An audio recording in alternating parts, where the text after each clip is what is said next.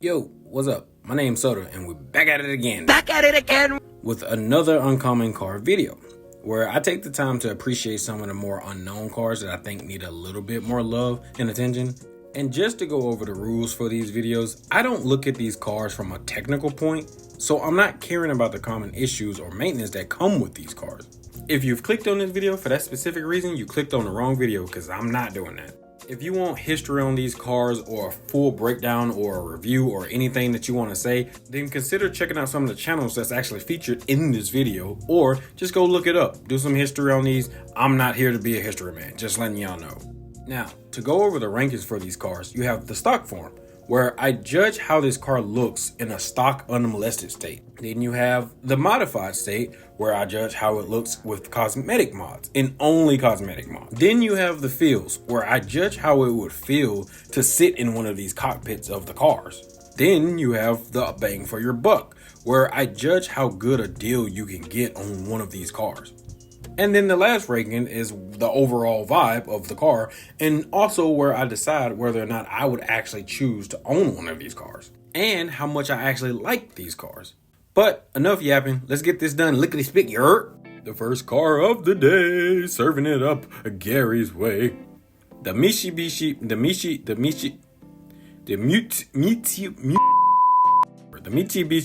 FTO. All right, so look. Before I go any further, I gotta be blunt with y'all and be real serious. I'm about to glaze the fuck out of this car. This is one of those cars that I'm so mad isn't talked about as much as the other the other fucking cars in this damn list. God damn it. You may like the Eclipse, but my love will always be with the FTO. And I hope I'm able to drive one of these one day, because they look so fun to drive. But getting right into the rankings. The stock form of this car is exquisite, simplistic, and tasteful in every motherfucking way.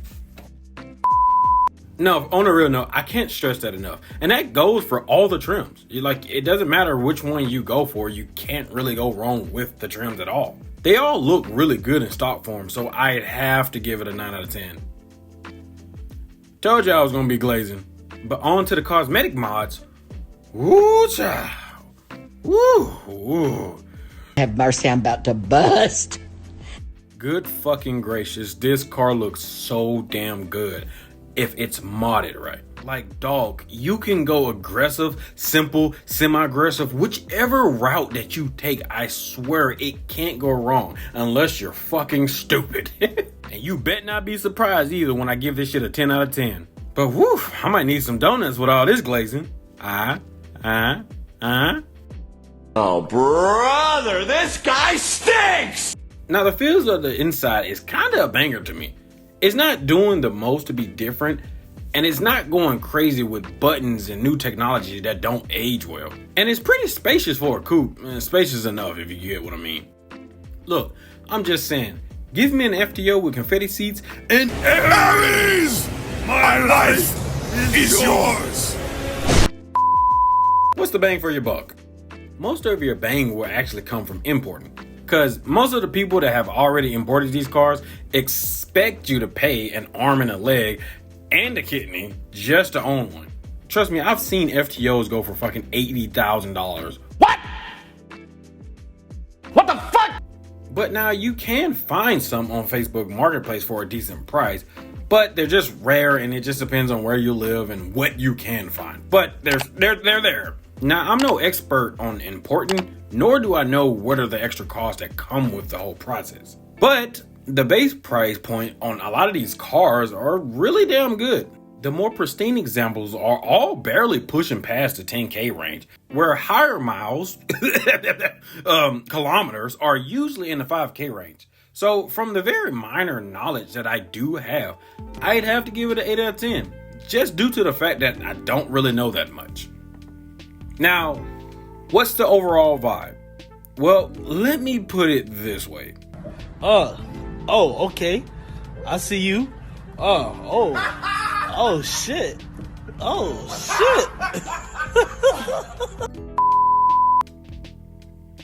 10 out of 10, 100% recommend. No more questions, please. The Galant. The Nissan Altima of Mitsubishi. Beach, whatever. It's probably a car that you've seen multiple times before, but never cared to turn your head. Not even in the slightest. Due to how mundane and boring it is. Well, good news, I ain't talking about that piece of shit. We're talking about the 1990s Galant VR4. A car that really isn't too much to look at to a blind eye, but has a good amount of potential if you actually look past the surface. And yes, I know the history behind this car and how it's basically the Evo before the Evo. I get it. I'm not here to do all that. I told you, I'm just judging the car. But it does still look a lot like a really basic car at the end of the day. And like I said, the potential for this car is actually where it shines the most. The base form of this car is really interesting to me, because it's really a commuter car with some nice shoes on. And I don't mean the wheels, but the body itself.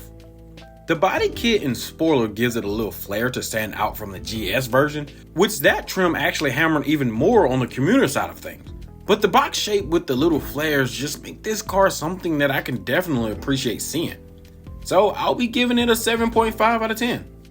Now, do you remember how I said the potential is where this shit shines the brightest? Well, this car shines the brightest in the modified form, because putting this boxy beauty on some coilovers and nice wheel can change the entire vibe of this car. I'm a huge fan of boxy cars, and I'm also a big fan of tasteful wide bodies, but put two and two together, mwah, chef's motherfucking kiss right there. This car looks gorgeous modified. 10 out of 10, good job, Galant. Now, the feels of the interior is just kind of decent to me. It really does what it needs to be, and I'll be fair in that, right? But, like, it's not doing too much, but at the same time, it kind of is. It's kind of a weird feeling.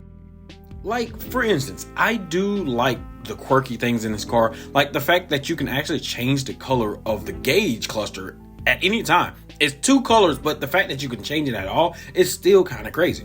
But the dashboard, the entire dashboard itself, just, I don't know what it is, but it throws me off, and I can't get past that. But I am a sucker for automatic seatbelts. I don't know, man. I think they're cool, bro.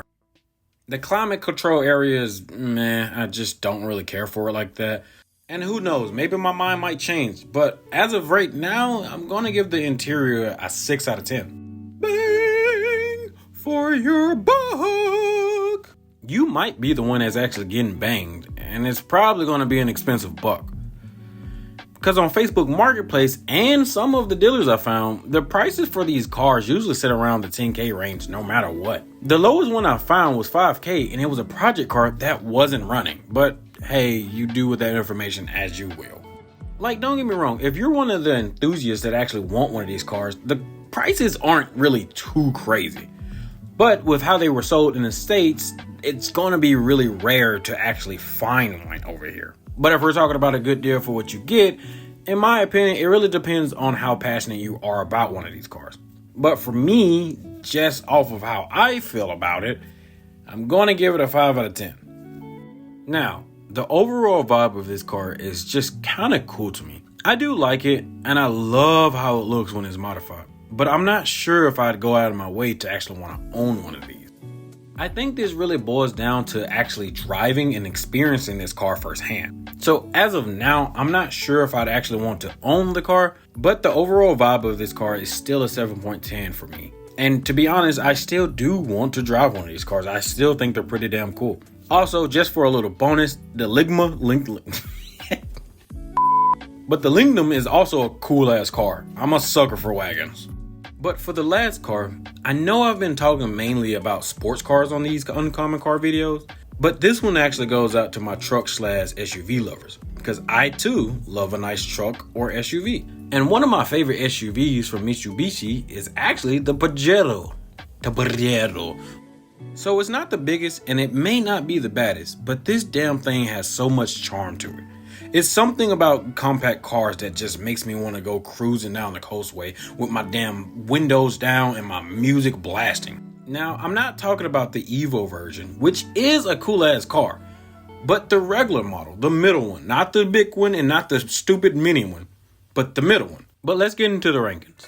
The base form of this car is actually really basic compared to the other SUVs that was actually coming out around this time. But I still think it's one of the best looking SUVs that did come out at this time. And this may be weird to say, but it actually reminds me of a Hot Wheel, but in a very good way. And also, just to let everybody know, I'm talking about the earlier middle 90s one, not really the later one. I don't really care for that one. And this may be a crazy take or ranking, whatever you want to call it, but I'm going to give it a 10 out of 10. Just like the wagons, I'm a damn sucker for a compact SUV for some reason. Now, for the mods, if I'm being honest with y'all, I don't really care. Not in a bad way, but in my opinion, most SUVs like this kind of looks good as is. The only thing that could actually make this look better to me is actually maybe putting on some off-road tires to make it look a little bit more aggressive. Tuning these cars like a regular tuner car can look good, but for me, compact SUVs kind of look good because they're simple. Nice, simple wheels, nice tires, and maybe different suspension. But if I'm being real, I'm gonna keep this one at NA. I just don't feel right to judge that. But onto the feels of the interior, it's the old 90s, early 2000 fabric that had an atmosphere that make you feel like you're on a road trip with your family. Just very nostalgic, you know? But I also can't be too critical with this interior, due to it being more of a commuter car rather than a sports car like the Galant. The idea of an SUV is usually supposed to be either commuting or off-roading, so I can't be too judgmental when it comes down to this. But I do like this interior, so I'd have to give it a 7.7 out of 10. Now, the bang for your buck can be good, but that depends on if you can find one. And I say find one, I mean specifically this one. I try to find prices you get without importing, but if you really can't find one, your best bet is to import. But that doesn't mean there aren't any out there. From the ones that I could find, the prices aren't really crazy as I thought they'd be. On Facebook Marketplace though, apparently everyone is obsessed with the mini version, which I think is too damn small. Or it's the 4-door Montero, which is the US versions of the Pajero. But I can't be mad at that one. But the few that I did find were pretty good for what you got. And even the ones on the Cars and Bids website weren't going for too crazy with the asking price. And most of the cars didn't have too high of miles or kilometers on them, so I have to give it a solid 8 out of 10. If you actually find one. Now, what are we feeling with this car? Could I possibly see myself whipping this car down the street or off a cliff?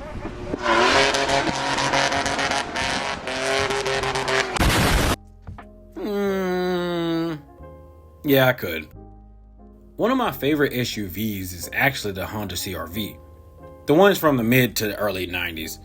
This car gives the same exact vibe that car gives, but with a little bit more pizzazz. A little bit more style. A little bit more of a statement. I could definitely see myself owning something like the Pajero.